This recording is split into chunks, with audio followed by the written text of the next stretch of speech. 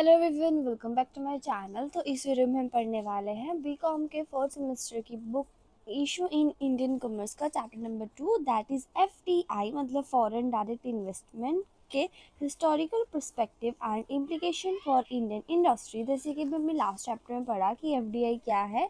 In the sense जो भी हम इन्वेस्टमेंट करते हैं फॉरेन इंडस्ट्री में, फॉरेन कंट्रीज़ की इंडस्ट्रीज़ में, शेयर्स वगैरह में, उस सबको हम फॉरेन डायरेक्ट इन्वेस्टमेंट बोल देते हैं। और इंडिया पे होस्ट कंट्री, होम कंट्री दोनों पे बहुत ज़्यादा इफेक्ट पड़ता है। तो इस पूरे चैप्टर में हम पढ़ने वाले हैं कि हिस्टोरिकल पर्सपेक्टिव क्या था, लाइक इकोनॉमिक से पहले, इकॉनमी के बाद, कुछ अमेंडेंट्स आए उनके बाद, और फ्यूचर ट्रेंड्स कैसे रहेंगे हमारे इंडिया में, देन रीसेंट डेवलपमेंट कौन कौन से हुए हैं, और कौन कौन से सेक्टर्स हैं जहाँ एफडीआई हो सकती है, और क्या क्या इम्प्लीकेशंस हैं, क्या क्या पॉजिटिव इम्प्लीकेशंस हैं हमारी इंडियन इंडस्ट्री पे, और क्या क्या थ्रेट है हमारी डोमेस्टिक इंडस्ट्री पे, देन उसके हर्डल्स कौन कौन से आते हैं, मतलब कौन कौन से चैलेंजेस हमें एफडीआई में फेस करने पड़ते हैं। सो इस पूरे चैप्टर में हम वही पढ़ने वाले हैं। So historical perspective of foreign direct investment in India, यहाँ से शुरू करते हैं, ठीक है। So FDI is a significant tool in the economic growth of the country. की देखो जो कंट्री की इकॉनमी है, कंट्री की इकॉनमी क्या होती है, मतलब इसमें मतलब पैसे कितने हैं, इकोनॉमिक ग्रोथ वैसे मनी टर्म्स में, ठीक है। तो जो उसकी जो ग्रोथ है एफडीआई उसका बहुत अच्छा पार्ट है, क्योंकि देखो बाहर से इन्वेस्टमेंट आएगी तो डॉलर्स में इन्वेस्टमेंट आएगी, मतलब हमारी इकॉनमी में पैसे आ ही तो रहे हैं ना, तो इसलिए बहुत अच्छा टूल है। So it is considered as the spine of an economy determining its growth trajectory in a big way. Spine in the sense कि मम्मी तुम्हें दिख रहा था ना, मैं रिकॉर्डिंग कर रही थी।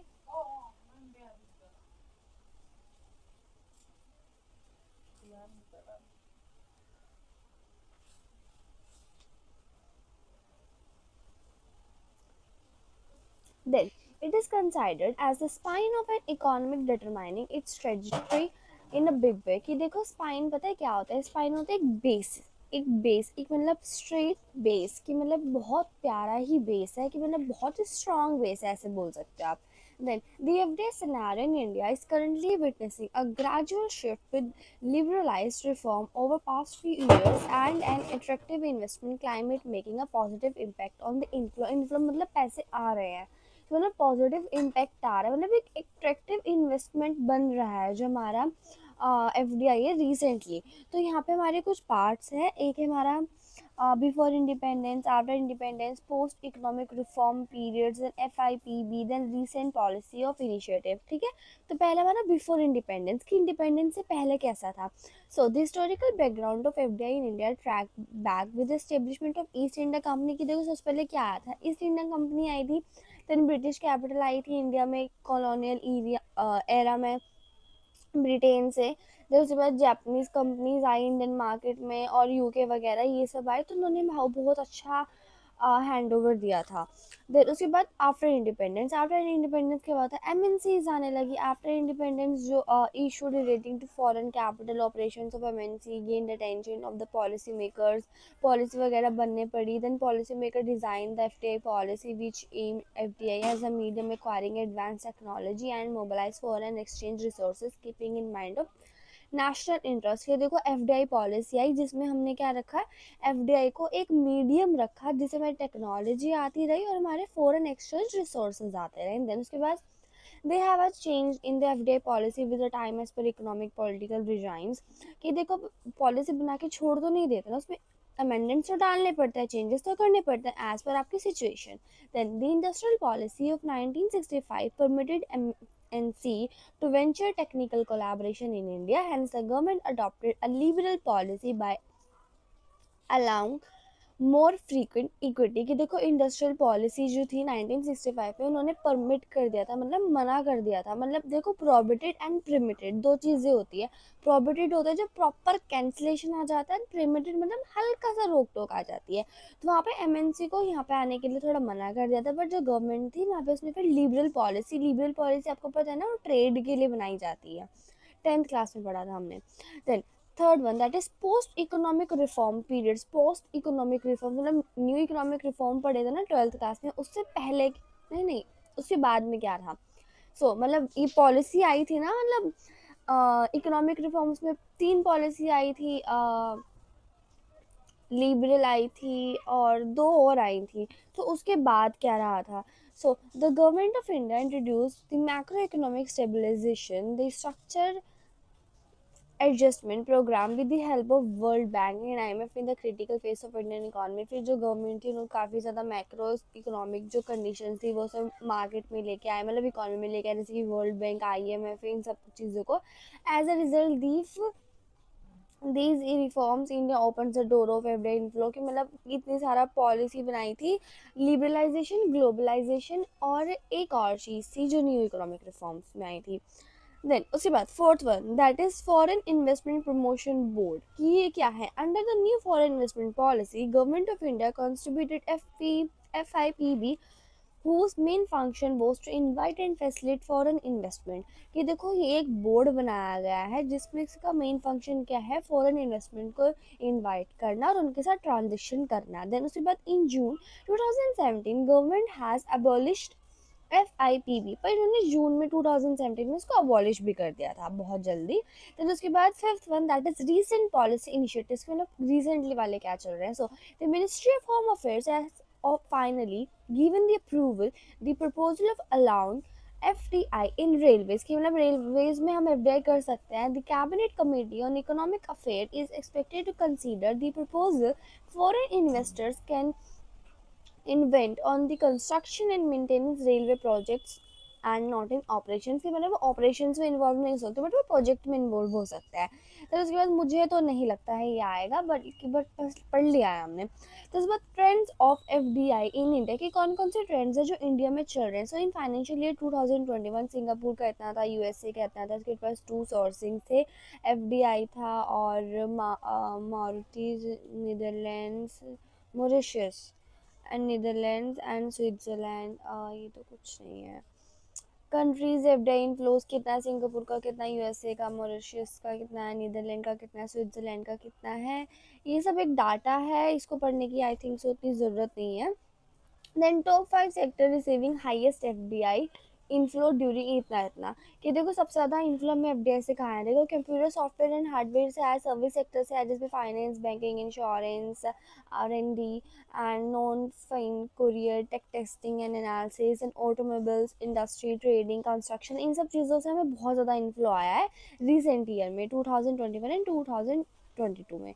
Then foreign direct investment flows to India sector wise, की सेक्टर वाइज देखो एग्जाम में चॉइस होती है क्वेश्चन छोड़ने की, अगर ऐसा कोई क्वेश्चन आता है तो छोड़ देना, इतने कॉम्प्लिकेटेड समझने की ज़रूरत नहीं है, बाकी समझ तो आ ही जाएगा, बट एक डाटा को कंटेन करना बहुत ज़्यादा टफ होता है। सो FDI मिलियंस की बात करें सेक्टर वाइज, तो कम्युनिकेशन सर्विस में इतना आया है, मैन्युफैक्चरिंग में इतना आया है, देन उसके बाद और हमारा ओवरऑल मैन्युफैक्चरिंग में ज़्यादा ही है, और रिटेल एंड होलसेल में इतना है, देन फाइनेंशियल सर्विसेज में, कंप्यूटर साइंस में, देन उसके बाद बिजनेस सर्विसेज में बहुत अच्छा है, then electric the other energy में भी बहुत अच्छा आया है। टोटल की बात करें तो अगर और अदर्स में इतना इतना, तो ये छोड़ दो। Then future trends of FDI in India, की फ्यूचर ट्रेंड्स क्या है, फ्यूचर पर्सपेक्टिव क्या है। सो क्या है? फेवरेबल डेस्टिनेशन हो जाएगी, लुक्रेटिव डेस्टिनेशन है, इंक्रीज इनफ्लो हो जाएगा, अट्रैक्शन सेक्टर्स होगी, डूइंग बिजनेस के लिए इजी होगा एंड इन्वेस्टर कॉन्फिडेंस बढ़ेगा।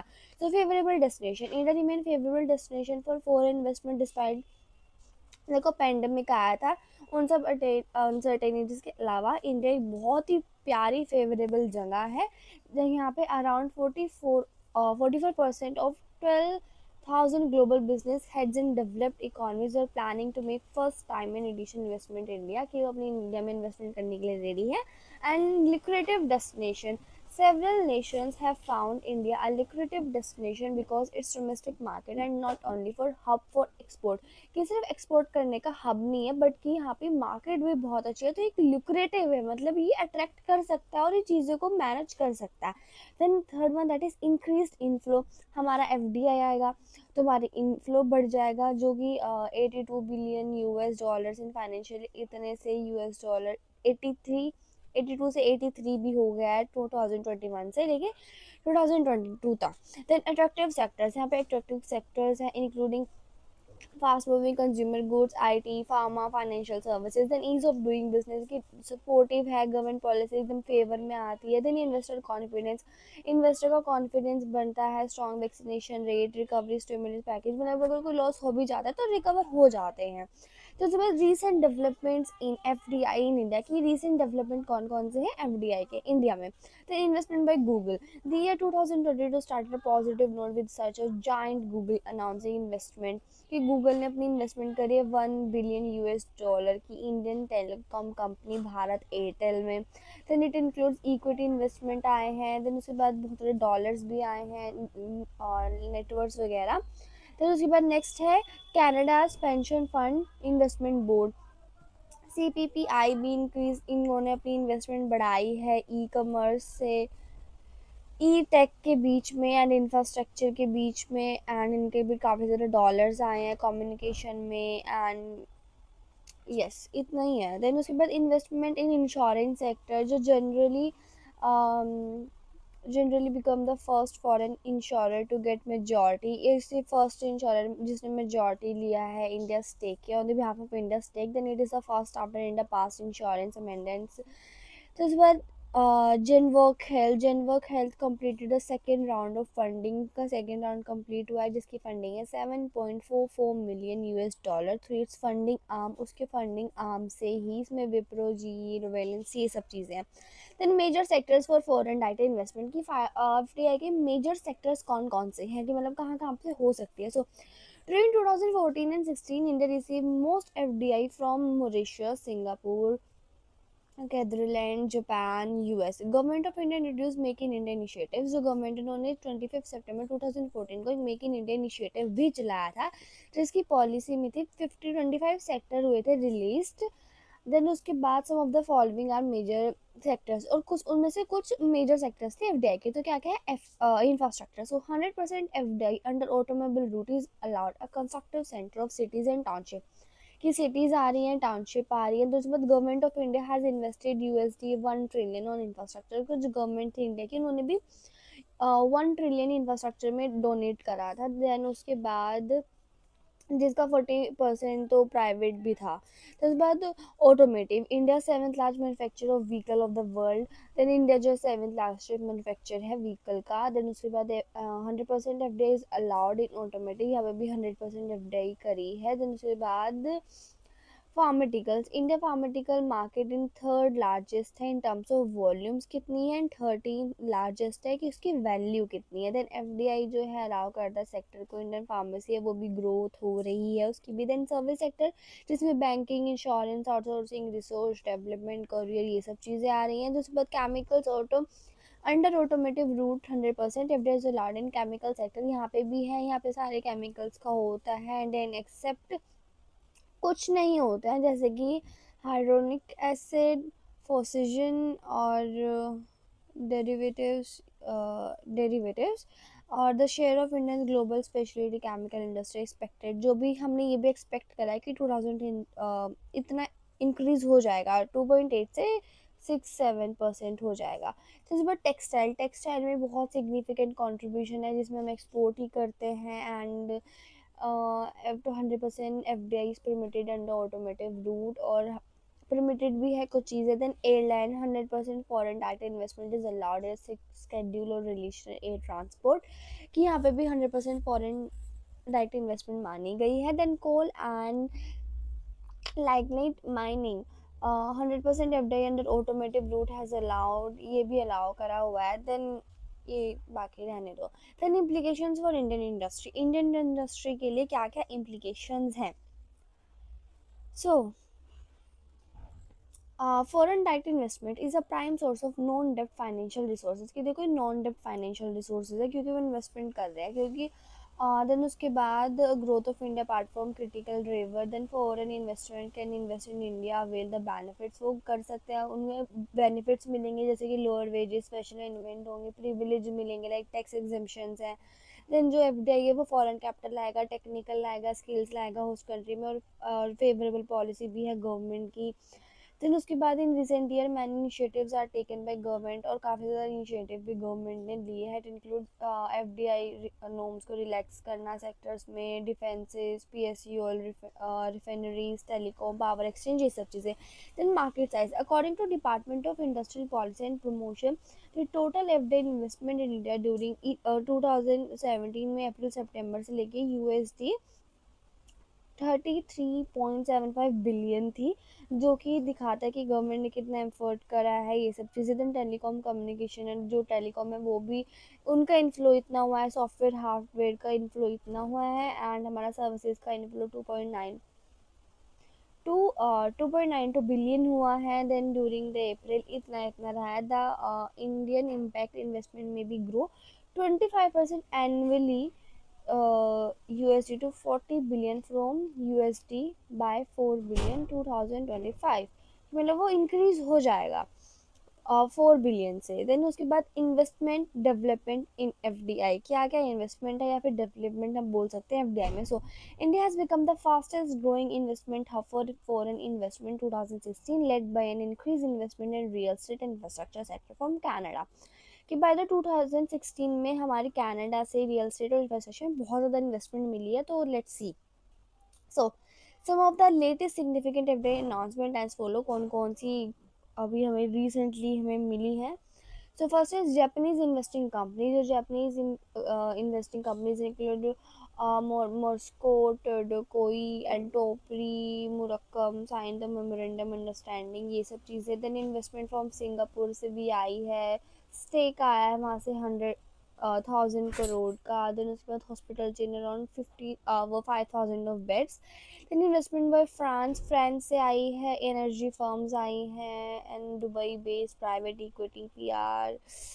देन उसके बाद investment by Skechers, US based footwear company है। Skechers are planning to add 400 और 500 more exclusive outlets की इंडिया में लॉन्च करने के लिए। Then investment proposal from Oppo mobile, Oppo mobile ने भी काफ़ी ज़्यादा इन्वेस्टमेंट के लिए अप्लाई करा है। Then Walmart India Private Limited, the Indian arm of the largest global retailer, is planning to set up, उन्होंने भी 30 न्यू स्टोर सोची है, मतलब खोलने की सोची है। फिर इन्वेस्टमेंट बाय अमेजन, अमेजन ने भी करा है 1 million to India arm so far. Then investment by Kathmandu, Kathmandu से भी based on conglomerate CG group is looking to investment, यहाँ पे भी इन्वेस्टमेंट का सोच रहे हैं। देन उसके बाद बाई 2020 मतलब हो गया होगा। Then international finance corporation, investment by Warburg partners. Then उसके बाद positive implications for Indian industry की, कौन कौन सी पॉजिटिव इम्प्लीकेशंस है इंडियन इंडस्ट्री पे।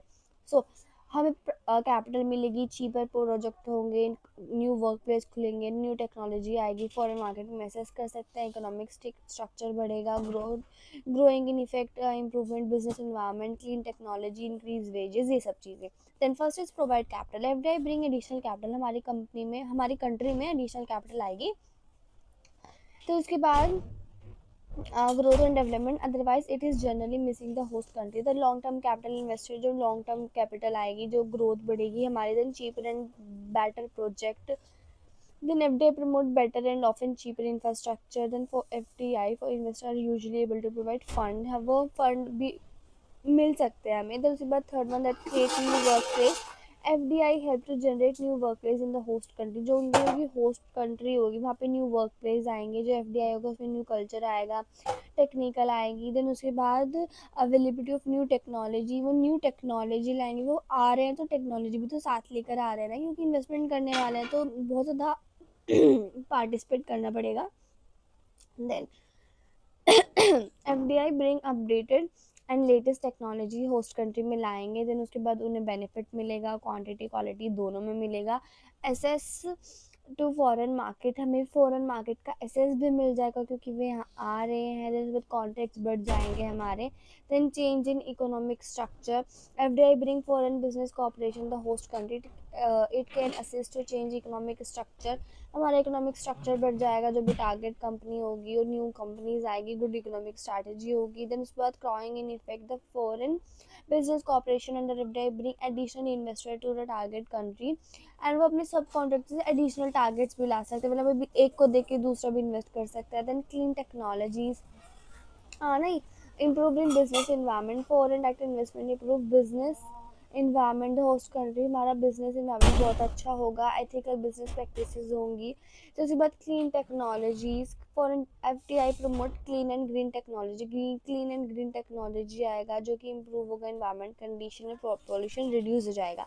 फिर increase wages, FDI haves to create new opportunities, हमारी न्यू अपॉर्चुनिटीज आई कंट्री में जिससे कि हमारी वेजेस इंक्रीज होगी। देन फेवरेबल ट्रेड बैलेंस, हमारा ट्रेड बैलेंस अच्छे से बनेगा। जिसमें so now negative implications for Indian industry और is FDI threat to domestic business, कि हमें इंडिया में क्या क्या नुकसान है अगर हम एफडीआई करते हैं। तो ये हमने प्रीवियस चैप्टर में पढ़ा है कि क्या क्या हमें डिसएडवांटेजेस है, तो इस पर रिकॉल हो जाएगा हमारा।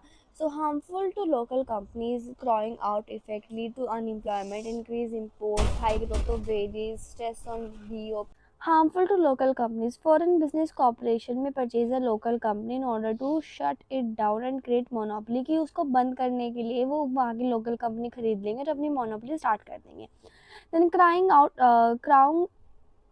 out effect, foreign business corporation adversely target the domestic market, the local business firm not able to compete with MNC, क्योंकि MNC के साथ compete ही नहीं कर सकते, उनकी टेक्नोलॉजी इतनी अच्छी होगी नहीं, वो बेटर के लिए ही तो आएंगे ना, बेटर से कोई कैसे compete कर सकता है, उसे बहुत ज़्यादा प्रैक्टिसेस लगेंगी। तो उसके बाद lead to unemployment, foreign corporation में cut working positions, it lead to unemployment in some level also the host country, की वो वर्किंग पोजीशंस को मतलब कुछ वर्कर्स को निकाल देंगे। देन उसके बाद increase imports, foreign business corporation have a general tendency to use their usual suppliers, it can lead in increase imports, कि मतलब हमारे imports बढ़ा देंगे वो। देन उसके बाद high growth of wages, high growth of wages, salaries MNC influence a similar growth in domestic corporation, the local firm may not able to cover the higher wages, क्योंकि देखो जो एमएनसी होगी वो आपको ज़्यादा सैलरीज ऑफर करेंगी, Indian industry दे नहीं पाएगी, जो सब एमएनसी की तरफ ही जाएंगे, मतलब अच्छे स्किल्ड वर्कर उनके पास रह जाएंगे। Then stress on balance of payment, repatriation of the profit can be stressful, the balance of payment पे भी काफ़ी ज़्यादा स्ट्रेसफुल हो सकता है। Lose out of ownership, there's a chance that company lose its ownership of an overseas company, it causes many companies approach to FTA with a certain amount of caution, कि वहाँ पे कंपनीज का loose काफ़ी ज़्यादा हो जाएगा। then last topic है that is hurdles in the way of foreign direct investment, कौन कौन से हर्डल्स आते हैं। So India is differently lucrative place for FDI, but Indian economy suffers from fundamental problems. With a hurdle in the way of FDI is the following few challenges. Then first is resources challenges, हमारे resources बहुत ज़्यादा use होंगे। So resources challenges the main hurdle of FDI, India is known as a harsh, कि हमारे पास ज़्यादा large amount of resources है, पर अगर हम वहाँ पे ज़्यादा काम करेंगे तो हम उनकी जो अवेलेबिलिटी है वो काफ़ी ज़्यादा कम हो जाएगी। But there are some under exploited and unexploited resources at the same time India, but कम भी है, एक तो रिसोर्सेज बहुत कम है, ऊपर से उनका एक्सप्लोटेशन बहुत ज़्यादा हो जाएगा। Then second one that is equity challenges, development in India have been taken place unequally, it means that urban areas to more tapped in the compare as rural, कि जो अर्बन है उन पर ज़्यादा फोकस किया जाएगा, रूरल को तो इग्नोर कर दिया जाएगा। The poor section belong to rural are inadequately exploited, कि वो भी काफ़ी ज़्यादा एक्सप्लॉटेड हो जाएंगे। It is necessary to make sure that rural area has more और less same amount of growth, कि उन सबके की जो रूरल एरियाज है उन पे भी सेम अमाउंट ऑफ ग्रोथ होनी चाहिए या फिर थोड़ी तो इक्वल होनी चाहिए। Then political challenges, the support of the political structure has been there toward investing countries abroad, it can be work for investment put forward their persuasion for increasing FDI capital in different sectors like banking insurance, की वे भी मतलब political में भी policies होती हैं जो उन्हीं के फेवर में होती हैं। देन उसके बाद federal challenges, there is a need to up to implementations of policies, rules, regulation, the important part is to keep implementation of policies, कि हमें policies बना तो दी है पर उनका implementation भी बहुत ज़्यादा ज़रूरी है। then उसके बाद bureaucracy is another very important factor that affect competitiveness of India, ये competitive में आता है। then especially FDI process of Indian government has invested काफ़ी ज़्यादा टाइम मनी सब कुछ इन्वेस्ट कर दिया है। देन उसकी आइडेंटिफिकेशन अप्रूवल इम्प्लीमेंटेशन प्रोसेस बहुत ज़्यादा लार्ज हो जाती है। देन उसके बाद Example, creating more centers for assistance, more usually friendly processes, effective use of technology, bring a clear as possible, leaving no room for interpretation, help the finding new areas. ये सब कुछ technology से होता रहेगा तो सब बाकी सब चीज़ें वीक होती रहेंगी. Then six one that is security risk. Security risk is another significant factor of require. वो सिक्योरिटी भी तो जा रही है ना, मतलब वो नेबरिंग कंट्रीज से हमारा एक्सेस ही जा रहा है आधा से ज़्यादा. Then second one, that is cost advantages. On the attraction of the Indians, the lower cost advantage as compared to North Western countries. Indian government would have to work on creating atmosphere when its advantages can be maintained as it result in India not attractive. कि अब सब कुछ इतना आ जाएगा तो एक hub बन जाएगा और फिर ये इतना अट्रैक्टिव नहीं रहेगा as earlier. So yeah, that's for chapter number 2, that is FDI historical perspective and implications for Indian industry. I hope you like this video and subscribe my channel. और अगर आपको इसकी पीडीएफ चाहिए तो आपको व्हाट्सएप चैनल ज्वाइन करना पड़ेगा. या thank you so much for watching this video.